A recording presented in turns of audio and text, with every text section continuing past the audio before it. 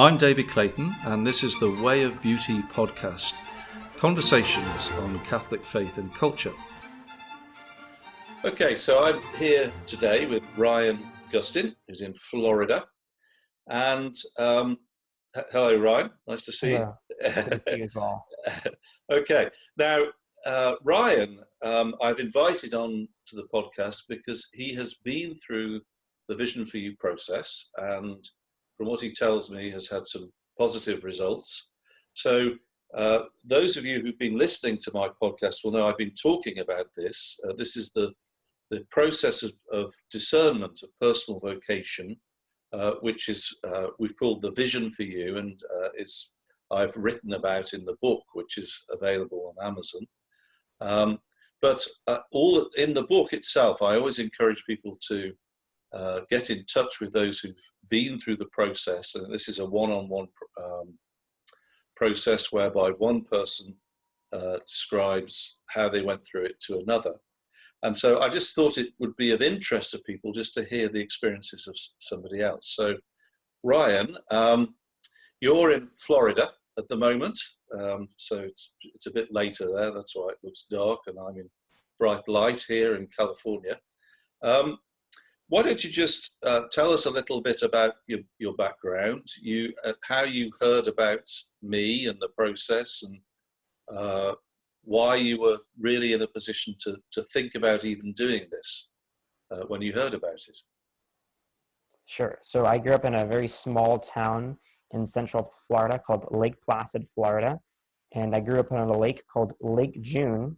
And very interestingly, if you were to look at a map of the lake that I grew up on, it was Lake June, literally parentheses in winter, because many people are familiar with a Lake June in New York, but Lake Placid in New York, this is the Lake Placid in Florida. So some of the people that helped develop that town up there, they came here as a winter home, and this was the small town that I grew up in. So not many things happening in Lake Placid, a lot of retirees, a lot of grandparents were there. And while I was there, I grew up homeschooled, right? So I lived a very peaceful, tranquil kind of life there. Had a number of good adventures with family and traveling, and good experiences with homeschooling. So when I was around 16 or so, I met a seminarian. I was only the second seminarian that I had really ever met and gotten a chance to speak with. And he began to teach and show things to me of the faith in a new manner that was both like intellectually convincing and also personally compelling.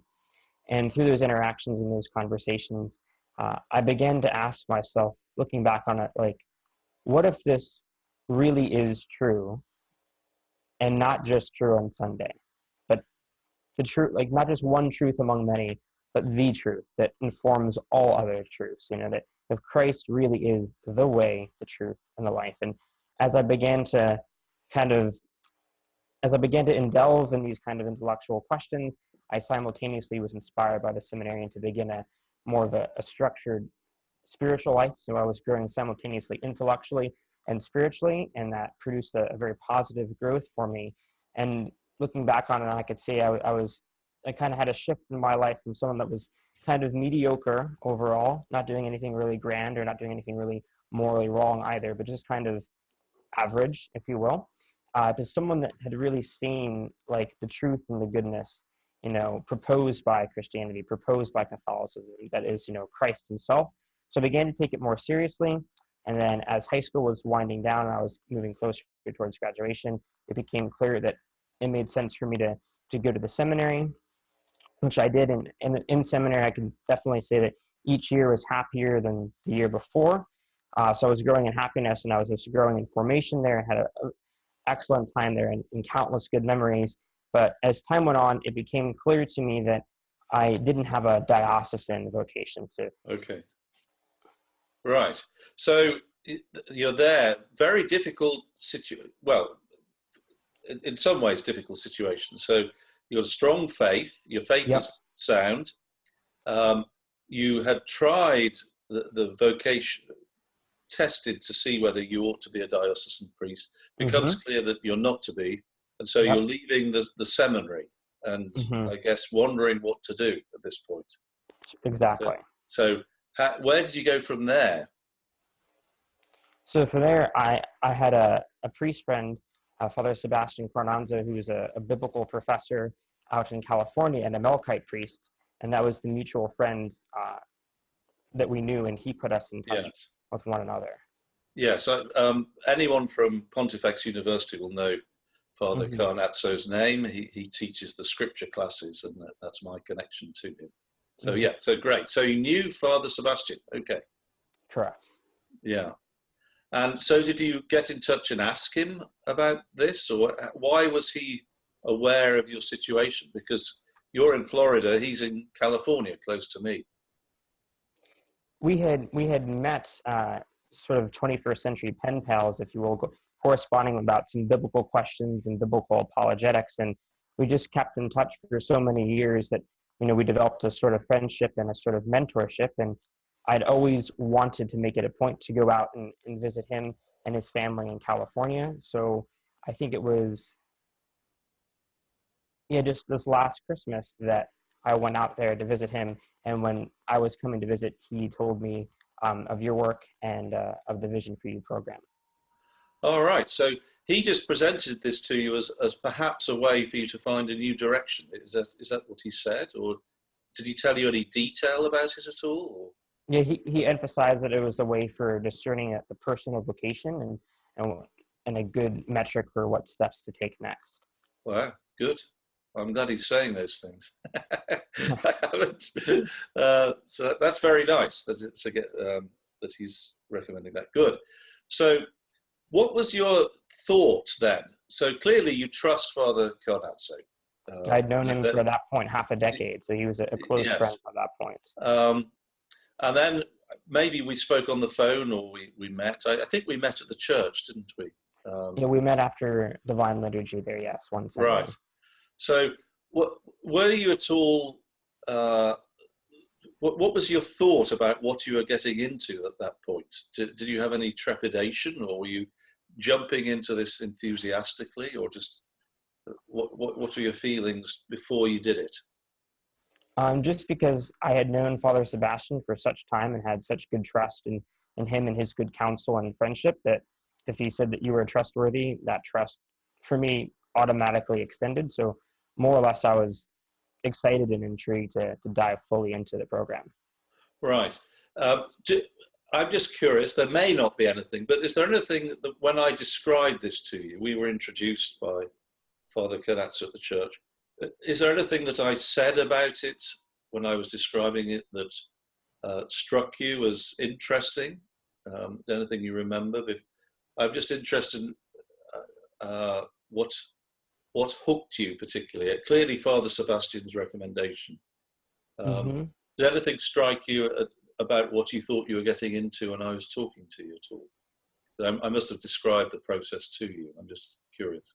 I think it was maybe a subconscious realization, but one that it was a highly holistic program, because I was familiar with some of the basic ideas of the way of beauty. So I knew it was a holistic within the Catholic theology and tradition. So I knew it was trustworthy in a theological sense. And I think I was also drawn to its systematic approach.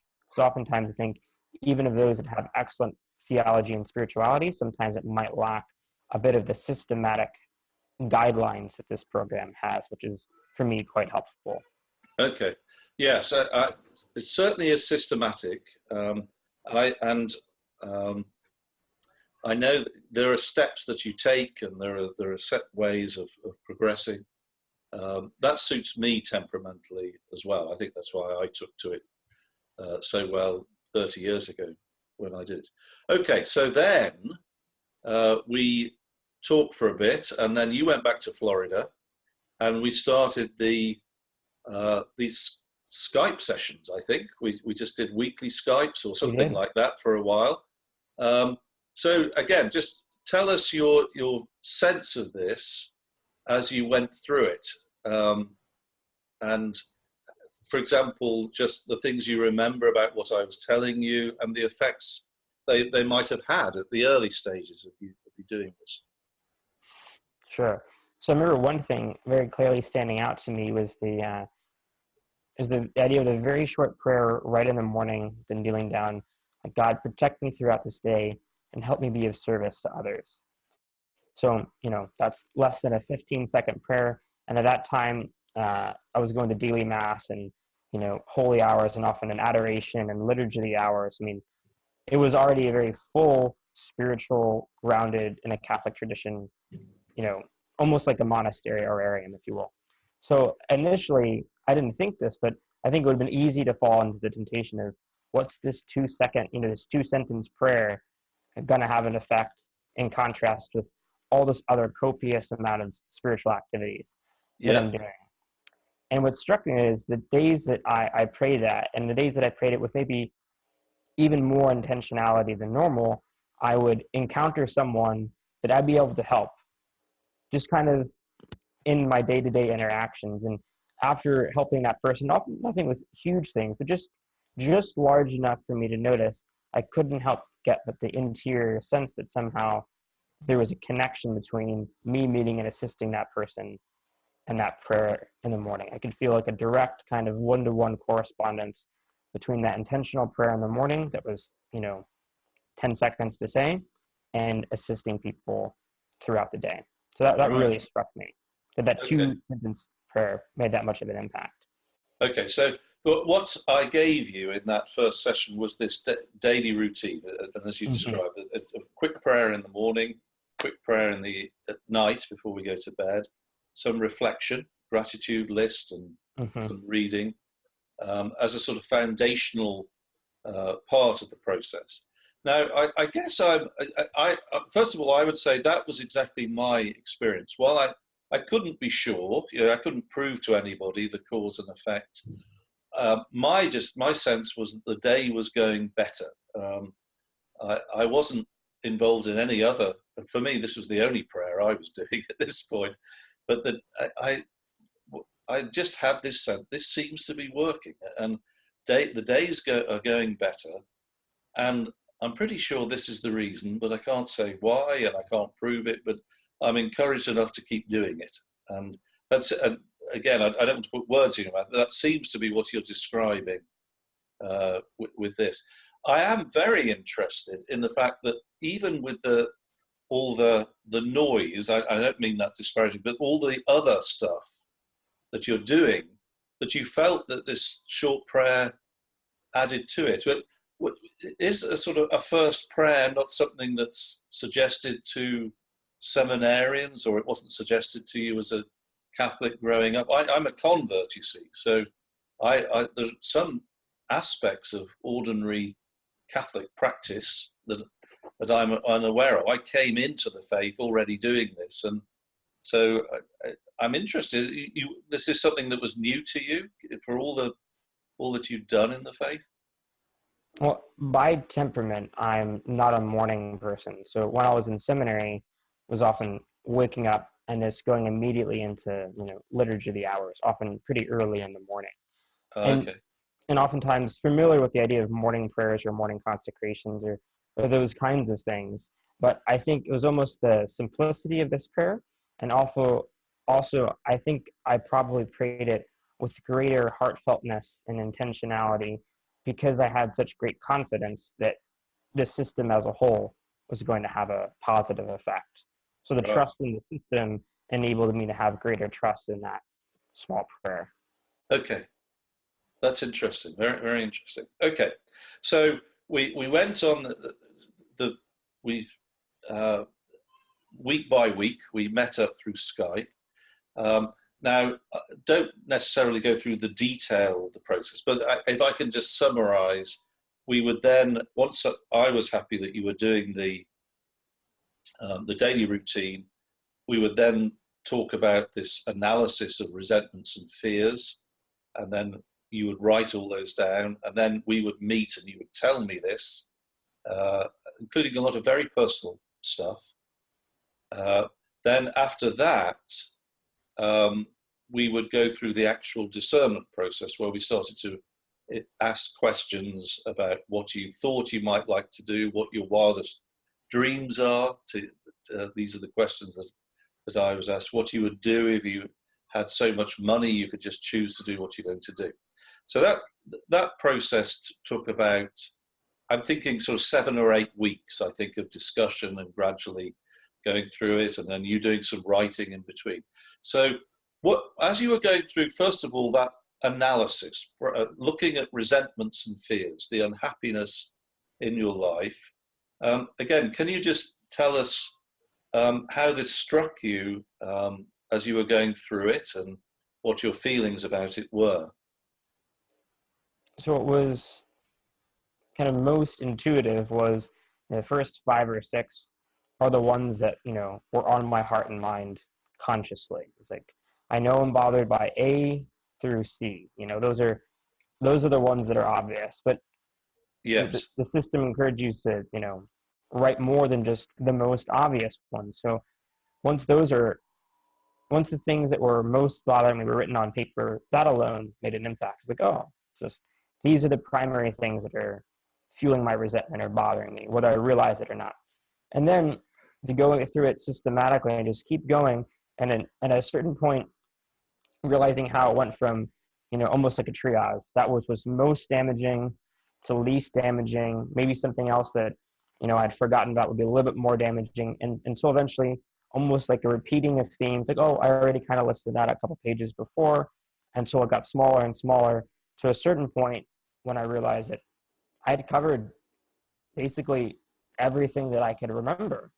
And on one hand, it was, wow, I've lived a very good life, and yet this is still a multiple page document. So that was kind of perplexing. But on the other hand, it was like, this is it. So I was struck by how many, resentments or wounds or whatever term you want to have for it, I had, even living such a very Catholic and great family upbringing and great education. There was still a lot, but at the same time, it wasn't an infinite amount. It was a finite amount, and listing it out made it concrete and made it tangible. It put it in the catalog, so it was no longer like unorganized hurt. It was organized hurt that was now tangible and objective and lessened and put before me.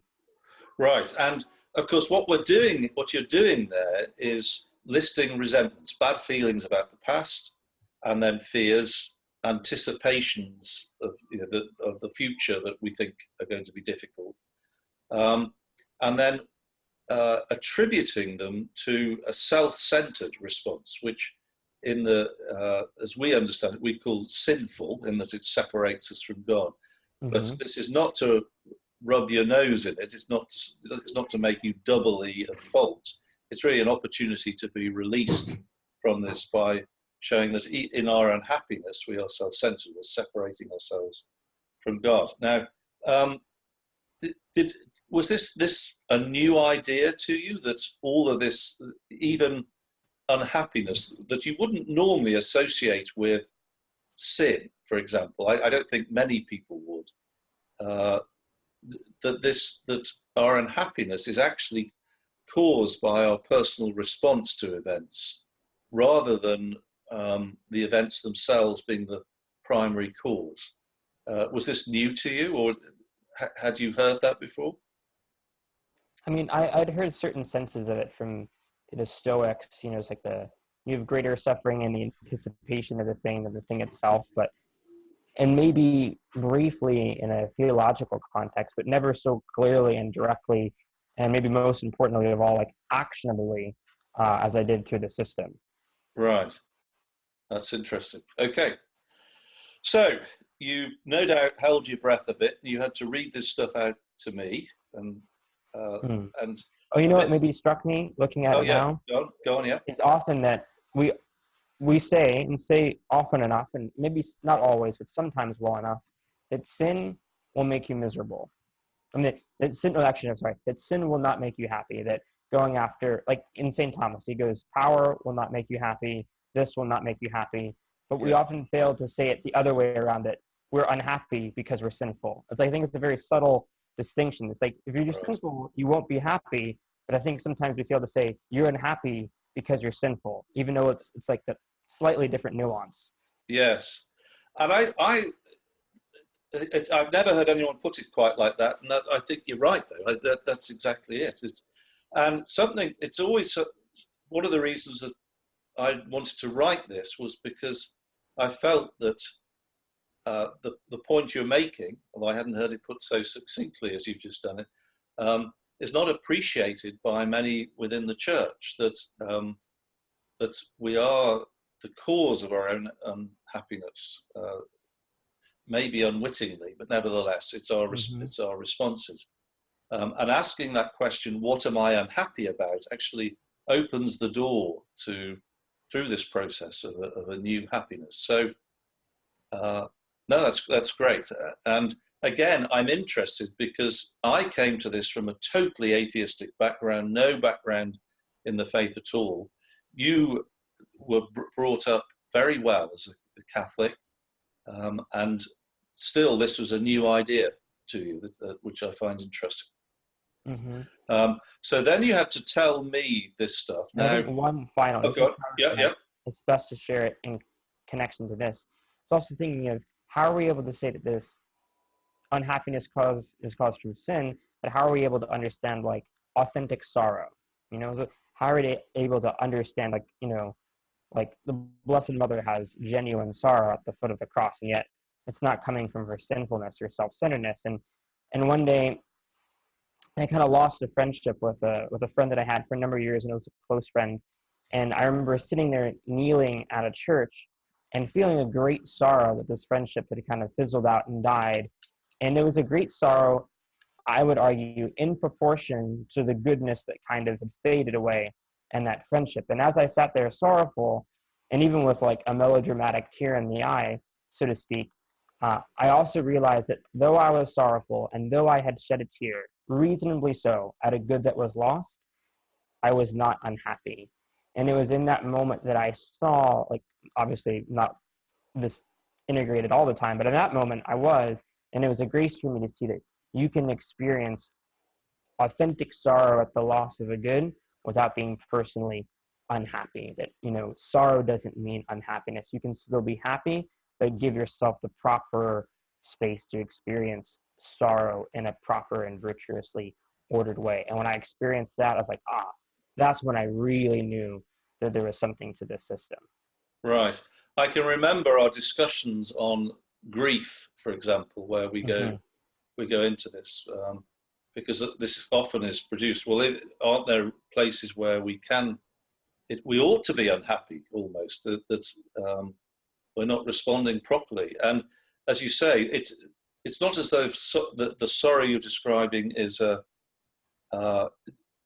well, the only way that I could summarize this, I think, and it's so interesting hearing your explanation there, which is beautiful. The only way I could try and communicate it was through the picture of an icon who has this bright sadness. So the expression of the saint in an icon is this contentment tinged with melancholy, and that melancholy is there to indicate compassion and concern for us, our suffering. They wish that we were there with them, but they are perfectly happy themselves. But there is a sorrow for our suffering as well. This doesn't affect their general happiness. They are happy, but nevertheless, there is that empathy, if you like, for the suffering of others.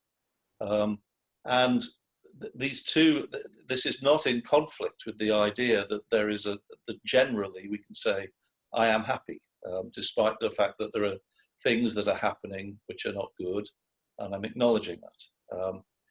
So, well, that's great.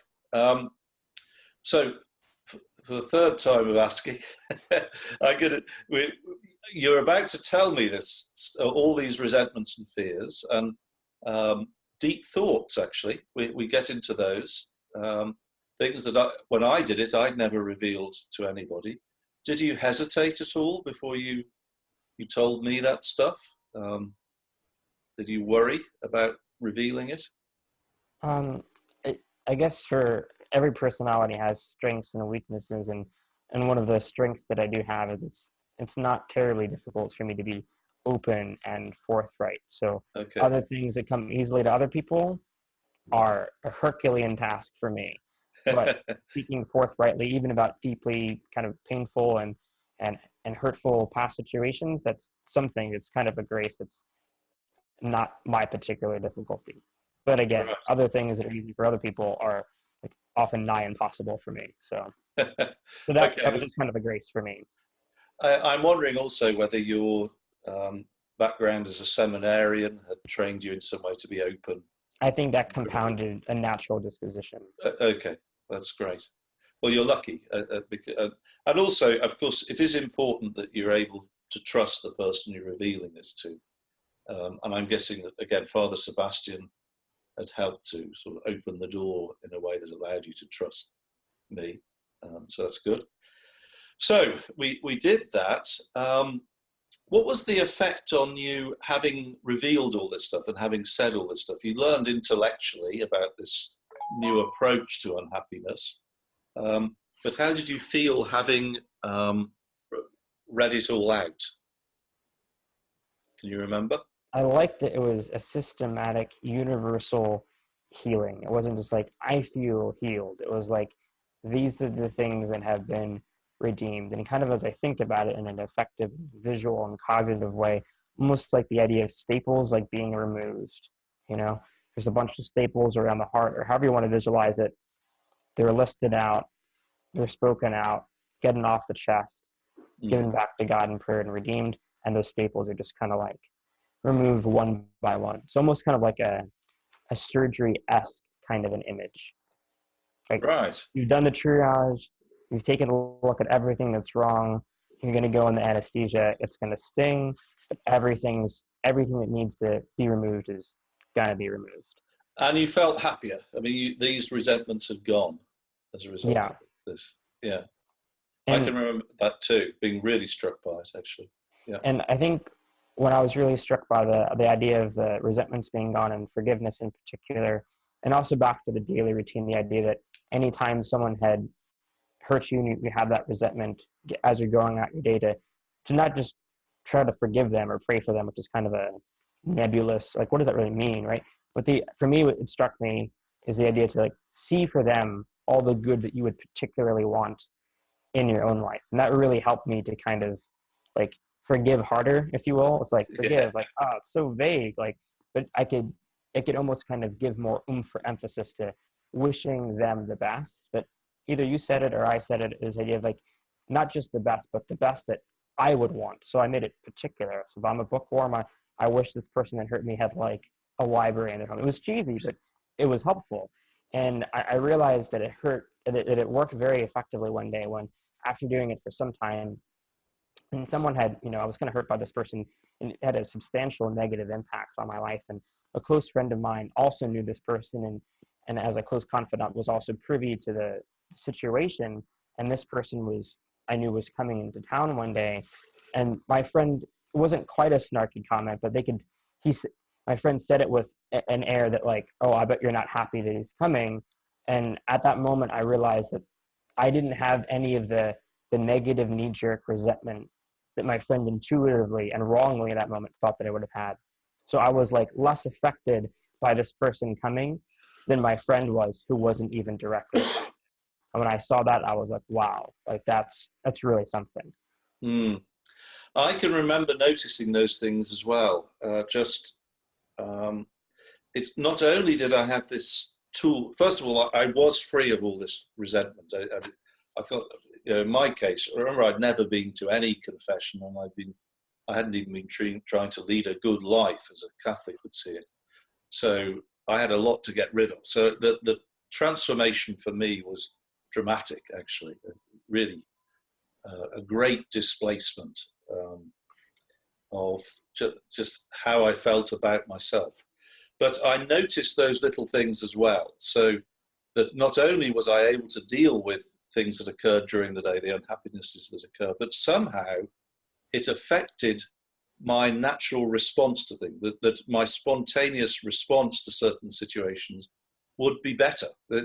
Certainly not always perfect, and not as I would wish, but I seem to be getting better, is the thing that I felt, despite myself, despite, I wasn't aware of learning life skills. I was just doing things differently. And I found that exciting, actually. I thought, oh, wow, this is something that is beyond my power is helping Mm-hmm. me here. Yeah, I really had that sense.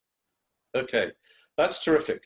So we went through this, and then at this point, that's when we start to do the discernment process. And remember the big question. There's 8 sort of this is delineated in 8 steps. This process, but if you were to summarize it, what we do is ask the big question, which is, if you inherited so much money that you never needed to work again, how would you choose to spend your time? What life would you choose for yourself? In other words, if you had all the power and all the resources to enable you to change everything according to your will, what would you do to be happy?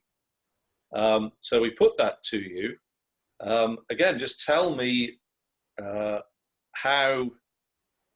what your thoughts were as you first thought about this, and then you don't need to talk precisely what you were aiming to do, but just give us a sense of where it went from there once you started to think about these things. Sure. So I think one thing that maybe didn't strike me immediately, but has just since struck me these past few months, is the fact that I had a handful of competing wildest dreams, if you will. Yeah. And all of them were pretty long-term, took a lot of training, many different factors. Past couple months, I was able to put 1 or 2 steps in direction of all of them. And as I did that, doors began to open to varying degrees for multiple things. So it was nice to know that it wasn't so limited to this wildest dream set in stone. The keystroke is hit, I'm locked in place. It's more like, I have a handful of wildest dreams. I know I can't do all of them. I know some of them might overlap. And I can't, just because they're so ambitious that I couldn't even yet be all in for one of them. I was able to take a step here, a step there, and a step there, all interestingly enough in the same general direction. And very uncanny and providential doors opened in, I would say, the top 3 of those different sectors. Right. Now, I know that you don't want to sort of tell the whole story. That we could go on forever describing all what you want, all that you want to do. But are there any little examples that you could give us, maybe, that just illustrate what you're describing, that you are happy to reveal to us? Sure. So the one thing was, one of the things that became very clear to me through almost since before I can remember, in a certain sense, is a strong love and propensity for teaching. So there was a friend of mine who had also left seminary at the same time that I had. He was hired by a Catholic school in the area. And I remember distinctly, was kind of alone in an apartment, and my phone rings. And I think maybe I had just come in or something. Even I remember kind of like the lights were kind of off and no one was there. And I answered my phone, and it was a friend of mine who I'd known for 6-7 years at this point. And he said, hey Ryan, I just started teaching at this Catholic school, which just happened to be 20 minutes down the road from where I was living at the time. And he says, like, they're looking for someone else. Would you like to come on board? And I had already had an interview and basically a job offer working at another church with various capacities, and I was weighing them both back and forth. And at a certain point, I realized that it wasn't an either or, but it was a both and I was able to say yes to both working at the church and working at the school. And one of the things that became so clear to me throughout all those years is wanting to do teaching, and then this job literally couldn't have been more providential. Like, it was within driving distance of where I live. I had a coworker there who I'd known for years. The president of the school was a mutual friend of many of my mutual friends from school. So, I mean, it couldn't have clicked any better than it did in regards to teaching being one of those wildest dreams, if you will. Right. Now, this is the sort of thing that started to happen to me. And it could be coincidence, and you can't prove it, but once these things started to happen, I began to believe that there was something in this, that this is taking me somewhere that's exciting. Mm-hmm. And excuse me, I got a cough there. Now, I think I know you have sort of amazing dreams, and in a sense, we don't want to set you up for a fall, and I think that's right. So I'm not going to ask you to articulate them precisely. A bit like the one that I'm happy to talk about now because of what's happened, that I wanted to transform the whole of Western culture. But when I set off in the position I was in, I was only telling my close circle of confidants that, because it just seemed absurd for me to go off and guns blazing saying this is what I'm aiming to do. so I understand that you're about a year into the process, you're just beginning, but you do have some wonderful, positive, ambitious dreams for how you can serve the world. So I just want to say that to people. But in regard to those, even there have been providential first steps, haven't there, that have happened? Very much so. Yeah. And these are just through chance meetings, or again coincidences. How have they occurred? All of the above, just by people that I meet here. Also, I think from natural disposition and temperament, only amplified by the confidence gained through the system, it, as a confident person, became even more kind of optimistic with a Christian informed optimism, and kind of like the resentments are gone and there's a trust in the future and in the Lord. Having the boldness to speak about these dreams to many people. So when I speak about them, they're like, oh, like so-and-so that I know, my cousin, my neighbor, might be his assistance to that. So one of the things that's on the docket, it's on the long-term agenda, not this year, not next year, but, decades, away, that hopefully I would see that at least the initial beginnings of it really flourishing when I'm in my 80s. The long-term goal is that I want to create a Catholic, or at least a Catholic worldview medical research institute in which they take a look at natural, like holistic modalities, in particular nutrition for fighting against autoimmune diseases and also cancer, and make nutrition be more of a integrated mainstream standard practice of care for Western medicine. So that's one of the long-term ambitious goals. Right, and I'll just tell people that is not the most ambitious, but I just think there's this wonderful that you can say this, and thank you for sharing that with us, okay? Because it's a big thing to declare these things. But what you're saying is that even that there have been little first steps that you started to meet people who can contribute to push you on that path, which is an amazing thing, I think. Yeah, I think just having the trust in the Lord and the boldness is to be able to speak about it.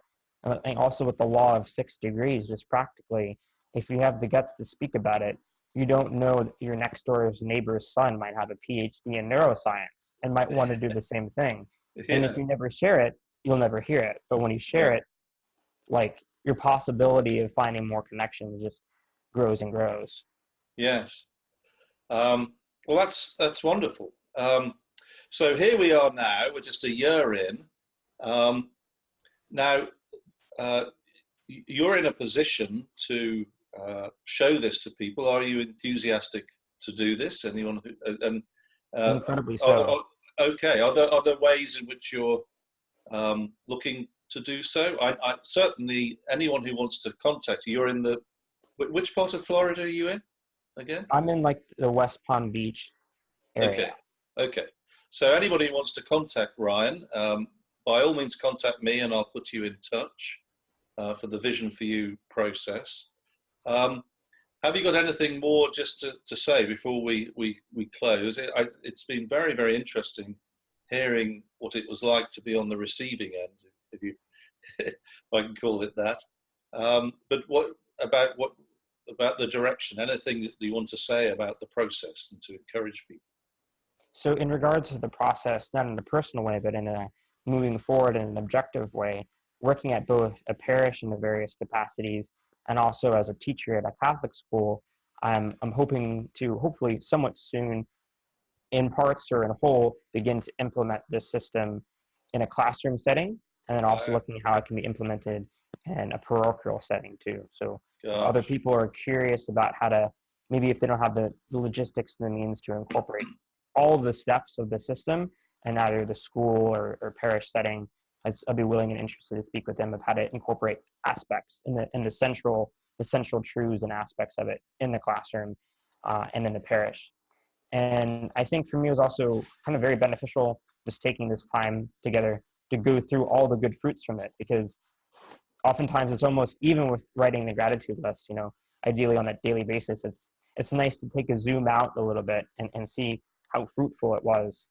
Yes. And maybe this could almost be like a quasi appendix step to the process we will of sharing the positive fruits of the story. And also just talking about it now, I think gives me even a greater optimism for the future. So it's one thing to no longer have any resentment of hurt for the past, but it's maybe an equally great thing to have no fear. And I was already kind of a bold person as it was, even less fear and even greater optimism, like for the future.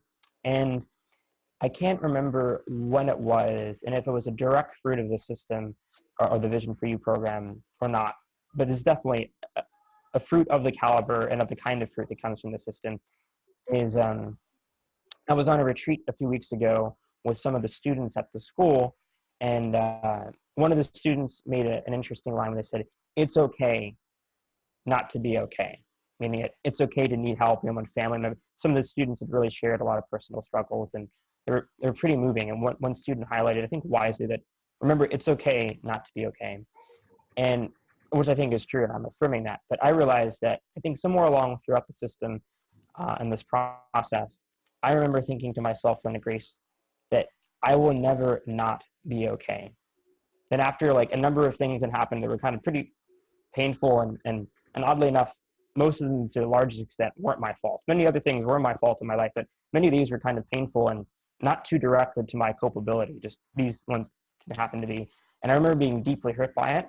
And I remember realizing, like through the system and just through this grace, that even though I was so not okay, if you will, that I had reached such a bottom, if you will, even kind of unknowingly to many people that knew me, not like a depression or anything of those natures, but just such hurt that, and I survived it and I was happy and I was okay, that this system allows you to never not be okay, if you will. It enables you to have that courage to shoulder whatever sort of chaos or adversity or pain or heartache that comes your way, and gives you the tools to reach out when that's needed as well. So I'm very grateful for that fruit of knowing that whatever comes through the tools of the system and trust in the Lord and the church, that you can face it well. Yes, I believe that's true. As you're speaking, I always think, well, I read the lives of the saints pretty much daily because I do the office and I'm always interested in the saints being commemorated.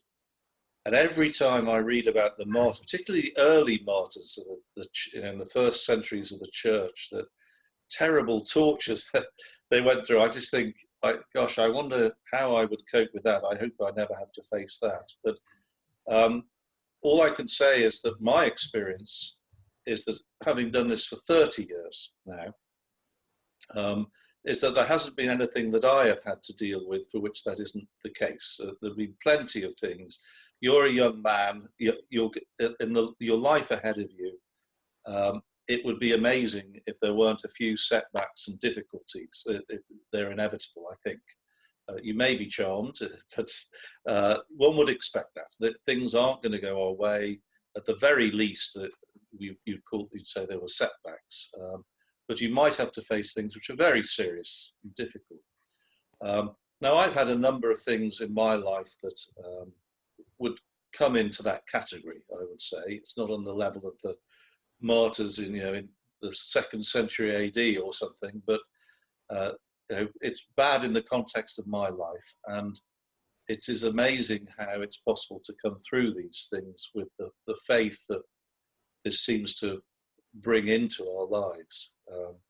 So it's just wonderful to hear you say that. And I just say, from my experience, having gone through it longer, I still believe that the answer lies in God.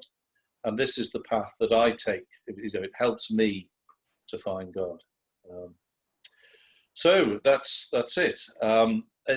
Anything else you want to say? We can encourage people to contact you through me if they want to go through the process, if they're down in Florida there. Is that okay? Happy to meet with anyone for Okay. sure. And just to reaffirm what you said, that I think that, at the end of the day, we can trust and hold and affirm that, like, Jesus Christ is who he says he is. He is Lord. He's the way, the truth, and the life. And I think, and the noli timor, like, we have nothing to fear, like, do not fear. And I think the beauty of this system is it helps us remember and put into practice that truth. That is wonderful. I'm just going to close on that. Thank you, Ryan, so much for talking to us today. You've been listening to the Way of Beauty podcast, conversations on Catholic faith and culture. If you enjoyed this episode, then please give us a 5-star review on iTunes. This will help others to find it too. Also, if you're interested in delving more deeply into the material that we discuss, you can do a course at the Pontifex University website. That's pontifex.university.